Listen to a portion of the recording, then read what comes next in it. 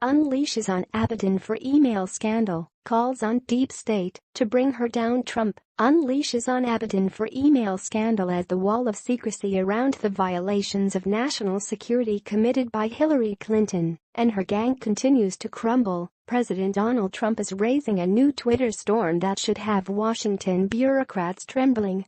Trump's latest salvo was spurred by a disturbing report Tuesday by the Daily Caller that detailed just how careless top Clinton aide Huma Abedin was with classified information.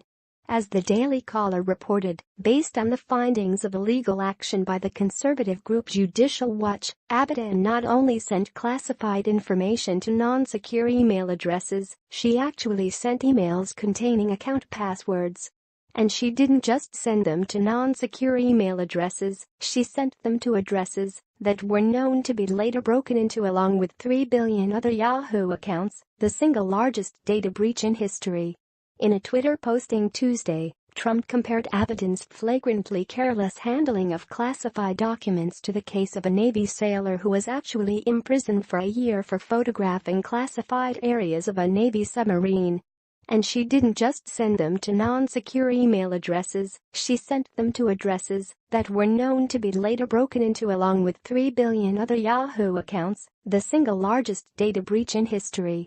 In a Twitter posting Tuesday, Trump compared Abedin's flagrantly careless handling of classified documents to the case of a Navy sailor who was actually imprisoned for a year for photographing classified areas of a Navy submarine. While the tweet's bombastic tone was classic Trump, the real message was contained in one word he used: jail. Abedin hasn't spent an hour behind bars for her role in the Clinton email scandal, nor has any other member of Clinton's inner circle been called to account legally. Thanks to an FBI investigation that bordered on criminally careless itself, Clinton was allowed not only to continue her life as a free woman, she was actually allowed to pursue the presidency of the United States. The fact that she didn't win is a blessing the country owes to God. Meanwhile, as Trump noted, an otherwise blameless Navy sailor ended up spending a year in the brig for 6 pictures he should never have taken. As Christian Saucier's attorney noted after his sentencing in August 2016, according to U.S. News, it could be argued here that depending on what your name is, that's the type of justice you get in the United States. It could also be argued that the name of the presidential candidate you support matters too.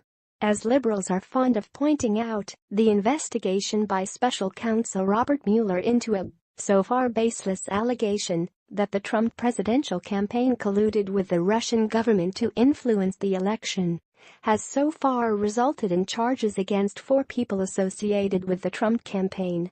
2 of those people, former National Security Advisor Michael Flynn and Trump campaign aide George Papadopoulos, have pleaded guilty to what amount to process charges in connection with the investigation. The 2 men admitted lying to the FBI during the investigation, but the underlying crime the investigation is actually supposed to be about remains the unicorn of liberal fantasies. Their criminal cases don't prove there was rampant collusion between the Trump campaign and Russians, any more than Saucier's criminal case proves espionage is rife among Navy machinists. What those cases do prove, though, is that the criminal process works in the United States. Unless the person involved is a surrogate daughter of Hillary Clinton, a New York Times phrase. Then, as Trump might put it, the deep state rules apply. But Hillary didn't win the election in 2016, and those rules can change with the right man in charge.